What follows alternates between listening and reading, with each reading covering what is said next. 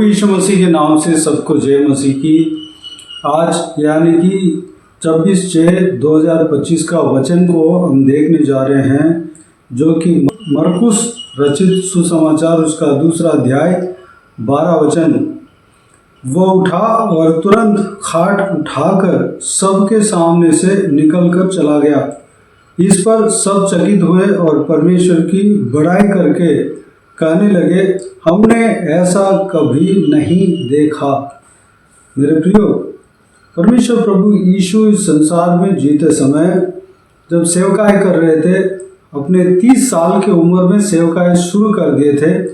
उससे पहले अपना परिवार को देखभाल कर रहे थे, यानी कि अपने पिता के काम को, कारपेंटर का काम, लकड़ी का काम को कर रहे थे। इस विषय को जो बाइबल अध्ययन करते हैं, जो रिसर्च करते हैं, उन लोग रिसर्च करके बताते हैं। यीशु मसीह अपने परिवार को देखने वाले थे।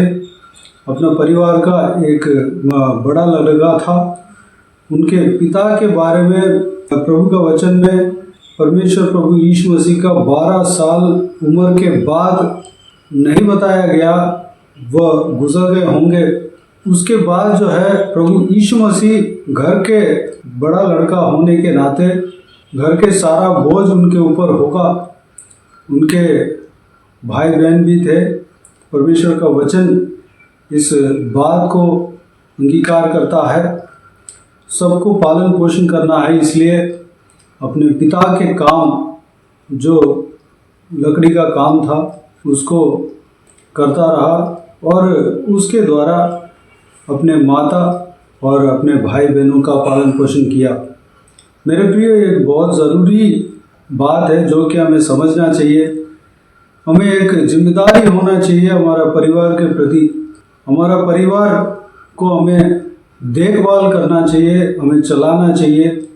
हर चीज़ को हम समझकर काम करना चाहिए, क्योंकि परिवार जो है हमारे भरोसे में परमेश्वर ने हमें दिया है। परिवार को अगर हम छोड़ देंगे, परिवार के बारे में नहीं सोचेंगे, तो परिवार के लोग क्या करेंगे?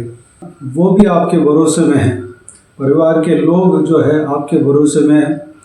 आप हो सकते हैं एक घर के जो हेड हो, यानी कि पति हो सकते हैं पत्नी हो, बच्चों को पालना हो। अपने परिवार को सबसे पहले देखभाल करना है। प्रभु यीशु मसीह इस बात का उदाहरण है। परिवार सबसे इम्पोर्टेंट है। परिवार के साथ जो है प्रभु यीशु मसीह के पास चलना चाहिए, हमें सेवकाई करना चाहिए। लेकिन परिवार जो है परमेश्वर के हाथों से हमने पाया है, उस परिवार को जिस ढंग से चलाने के लिए परमेश्वर ने कहा, उस ढंग से हमें चलाना अवश्य है। क्योंकि शुरू से लेकर अंत तक परिवार के विषय में परमेश्वर ने कहा है। परिवार के लिए बहुत सारा सलाहें दिया है। जब इंसान को बनाया, परिवार को बनाया, साथ में पत्नी बनाया, उसके बाद दोनों के बीच में बच्चा जन्म हुआ, संतान जन्म हुआ, एक परिवार उत्पन्न हुआ। जो भी उनके संतान आए थे, उन सबका परिवार था। और अपने परिवार को कैसे चलाना है, बच्चों को कैसे चलाना है, कैसे सिखाना है, सब कुछ परमेश्वर ने यहाँ पर कहा। परमेश्वर ने पति पत्नी के विषय में बहुत सारी बातें कहा है। जो पति पत्नी एक साथ होते हैं, जो शादी होते हैं, ब्याह होते हैं, वह स्वर्ग से नियुक्त होता है।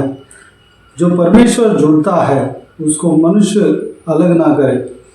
इस प्रकार प्रभु यीशु मसीह अपने वचन के द्वारा कहते हैं। इसलिए परिवार जो है परमेश्वर की ओर से बनाया गया है। हमें जो परिवार परमेश्वर ने दिया है वो परमेश्वर ने ही बनाया है। हमें जो संतान दिया है वो शैतान की ओर से नहीं, बल्कि परमेश्वर की ओर से मिला है। हमें जो संतान मिला है वह स्वर्ग से हमें मिला है, क्योंकि संतान जो है परमेश्वर का आशीष है। संतान जो है भली बात है, वह एक बहुत बड़ी आशीष है। उस आशीष को पाकर उस आशीष को जैसे संभालना चाहिए उस तरह संभालना है। कई सारे उदाहरण है जो कि संतान को सही तरीके से नहीं चलाया और परमेश्वर का ताड़ना को पाया। ऐसा हमें नहीं रहना है। हमें अपना परिवार को संभालना है, अपना परिवार को चलाना है। हमारे संतान को जिस तरह परमेश्वर अपने वचन के द्वारा चलाने के लिए कहा है उस तरह हमें चलाना है। परमेश्वर का वचन में सब कुछ लिखा हुआ है शुरू से लेकर अंत तक। जो हम पढ़ेंगे तो हमारा हर प्रश्न का जवाब परमेश्वर के वचन में हमें मिलता है। मेरे प्रिय, यहाँ पर लिखा हुआ है कि लोग जो है परमेश्वर प्रभु यीशु मसीह का अद्भुत कार्य को देखकर चकित हुए।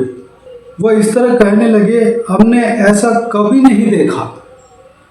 मेरे प्रियो, प्रभु यीशु मसीह जब सेवकाई में आया तो वह सबसे पहले परमेश्वर का सुसमाचार सुना रहे थे, अपने वचन को लोगों तक पहुंचा रहे थे।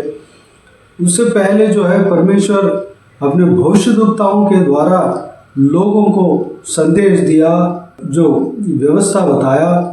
उदाहरण मूसा के द्वारा इस्राएलियों को व्यवस्था को दिया, 10 आज्ञाएं दिया।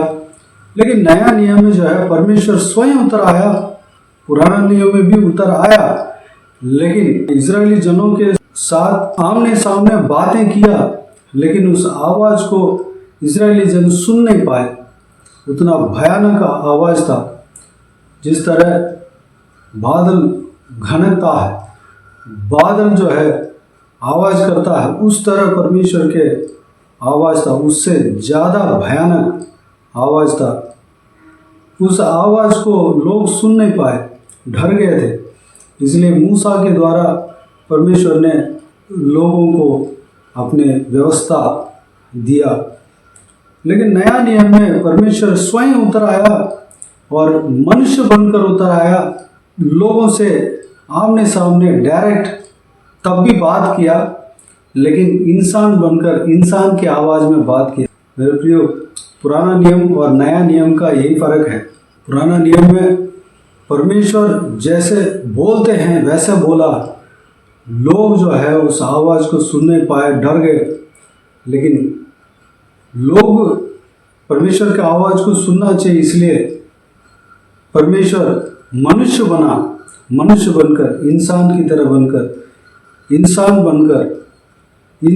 के आवाज़ में जैसे लोग समझेंगे, जैसे लोग सुन सकते हैं, उस तरह बातें किया। मेरे प्रियो, परमेश्वर कितना भला है। एक मनुष्य के लिए, मनुष्य जाति के लिए, मानव जाति के लिए इतना नीचे उतर आया। मानव जाति को अपना व्यवस्था को समझाना है, अपनी व्यवस्था को देना है। इसलिए परमेश्वर कहीं गुना नीचे उतर आया। यानी कि परमेश्वर इंसान के बीच में बहुत ज़्यादा फर्क है। परमेश्वर परमेश्वर है, लेकिन इंसान जो है वह स्वर्गदूतों से नीचे है। उतना नीचे परमेश्वर उतर आया, मनुष्य बना, क्योंकि सारा मनुष्य को सुसमाचार सुनाने के लिए, सारा मनुष्य को सुसमाचार के जरिए सबको बचाने के लिए। मेरे प्रियो, उस समय में अद्भुत काम भी किया। प्रभु यीशु ने अंधों को आंखें दिया, गूंगों को बोलने दिया, बहरों को सुनने दिया, कोढ़ी को शुद्ध किया, शैतान के बंधनों में जो भी था उन्हें छुटकारा दिया, जो पाप के बंधन में था उन्हें छुटकारा दिया। पाप के बंधन में से जो व्यक्ति को परमेश्वर ने छुटकारा दिया वो चंगाई पाया, क्योंकि पाप जो है उस व्यक्ति को बांध कर रखे हुए थे। इसलिए पाप के बंधन को तोड़ा, जैसे ही तोड़ा वो व्यक्ति चंगाई पाया। मेरे प्रियो, और बहुत सारे अद्भुत काम किया। परमेश्वर का वचन कहता है प्रभु यीशु मसीह का अद्भुत कार्य को अगर लिखेंगे तो कलम और कागज कम पड़ेगा। पूरा अगर उनका अद्भुत काम को लिखेंगे तो पूरा दुनिया भर जाएगा, कागज से भर जाएगा, लेकिन उनका कार्य जो है पूरा नहीं हो पाएगा। मेरे प्रिय, उतना ज़्यादा अद्भुत काम परमेश्वर ने किया और यहाँ पर लोग जो है उनके अद्भुत कार्य को देखकर चकित हो रहे हैं। मेरे प्रियो, इस संभव को मैं बताना चाहूँगा, प्रभु यीशु मसीह चारों तरफ जाकर अपना सेवकाई को करने लगा। सुसमाचार सुनाने लगा, लोगों को चंगाई देने लगा। जो भी व्यक्ति उनके पास चंगाई के लिए आया, कुछ भी चंगाई पाने के लिए आया, वो व्यर्थ वापस नहीं गया, वह चंगाई पाकर ही गया। अपने पाप के साथ आया, माफ़ी के लिए आया, वह माफ़ी लेकर गया, क्योंकि प्रभु यीशु माफ़ करने का सामर्थ्य रखता है। उन्हीं के पास अधिकार है, प्रभु यीशु के पास ही पाप के क्षमा मिलता है। तो एक दिन उनके घर में लोग आए, उनके घर में जो कफरनहूम में जो घर था, वहाँ पर प्रभु यीशु मसीह आया था, वहाँ पर रह रहा था।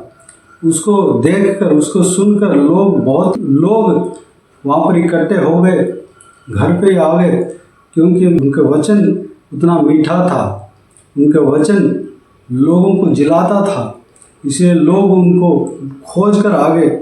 जो भी लोग सुने कि प्रभु यीशु मसीह अपने घर में है, तो सब लोग उनके पास आ गए। किसी को भी परमेश्वर प्रभु यीशु मसीह भगाए नहीं, मैं आराम करना है, तुम भागो चलो, बाद में आना, ऐसा नहीं कहा। सबको प्रेम से वह वहाँ पर रखा और सबको सुसमाचार सुनाने लगा। और जो भी जन रोगी थे, उनको भी लोग उठाकर लेकर आए अपने घर में या अड़ोस पड़ोस में। जो भी रोग में पड़े थे, उन सबको लेकर आए, क्योंकि प्रभु यीशु चंगा करने वाला है, मना नहीं करता है। अगर अभी कोई भी जन या आप या मैं अगर ज़्यादा बिजी हैं, तो आराम करने के लिए किसी जगह पर अगर हम रहेंगे, लोग हमें ढूंढ कर आएंगे, तो हम शायद कह भी देंगे कि बाद में आना, अभी नहीं आना, मैं थोड़ा आराम करने दो, या मैं थोड़ा भोजन कर रहा हूँ। लेकिन प्रभु यीशु जो है, भोजन करने के लिए भी उनके पास टाइम नहीं था। लगातार लोग आते रहे, किसी को भी मना नहीं किया। कोई भी लोग आ जाए, उनके ऊपर वह क्रोध नहीं दिखाया, उनको जो है डांटा नहीं, अभी चल बाद में आना, ऐसा नहीं कहा। उनको धीरज के साथ, तसल्ली के साथ, उनको तकलीफ़ को देखकर, समझकर उनके साथ बर्ताव किया। जिनको वचन का ज़रूरत था, वचन सुनाया।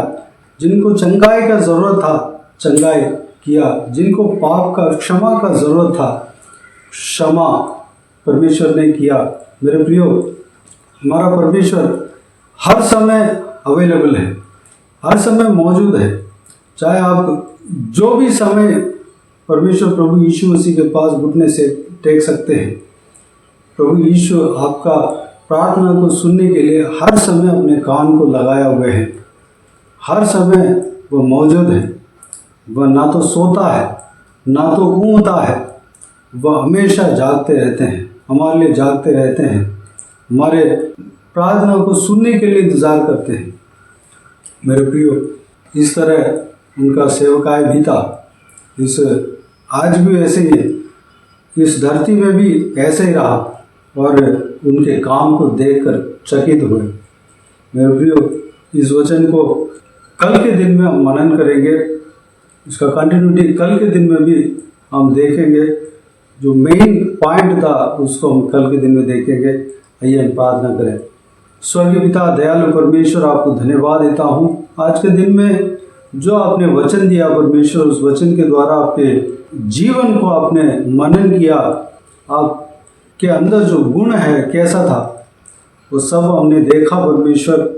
पिता, इस वचन को कल के दिन में भी हम मनन करने के लिए अनुग्रह देना पिता, क्योंकि परमेश्वर जो मेन मुद्दा था, जो मेन पॉइंट था परमेश्वर, कल के दिन में हम मनन करने जा रहे हैं।